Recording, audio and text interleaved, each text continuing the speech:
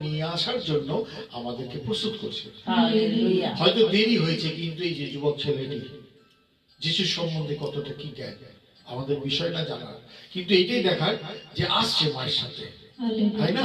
এই ঈশ্বর মনোনীত না করলে আমরা কেউ কোনোদিন যিশুর রাজ্যে যেতে পারবো না। হালেলুয়া। যিশু একমাত্র সেটা স্থির করবে।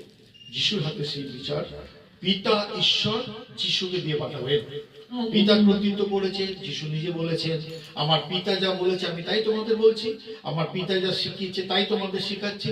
কিন্তু যখন বিচারার্থে খ্রিস্ট যিশু পৃথিবীর বুকে আসবেন, তখন বাইবেল বলছে যে পিতা তাকে দায়িত্ব দিয়ে দেবে। পিতার আর কোনো ভূমিকা থাকবে না, পিতা খালি বসে দৃশ্য দেখবে কি করছে আমার পুত্র। হালেলুয়া। আমরা ধন্য যে তার নাম নিয়ে আজকে চলছি। কিছুক্ষণ আগে কি হয়েছে ডাক্তার? যিশু ডাকেন তোমায়।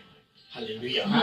তিনি ডাকছেন, আজকের দিনে তিনি আমাদেরকে ডাকছেন তার পবিত্র বাইবেলের বাক্য দ্বারা। হালেলুয়া। আর এখানে বাইবেলেতে মৃত্যুর সম্বন্ধে যেহেতু যে বিষয়টা আজকে মৃত্যুর একটা প্রার্থনা হচ্ছে, আমাদেরও জীবনটা সেদিন আসবে, কিন্তু আমাদের আজকের দিনও তিনি জানাতে চাইছেন যে দেখো মৃত্যু তোমার হবেই, কিন্তু মৃত্যু হওয়ার আগে বাইবেলেতে অনেক কিছু ভাবে অনেক দিক থেকে তিনি আমাদেরকে জানিয়ে রেখেছেন যে আমরা যদি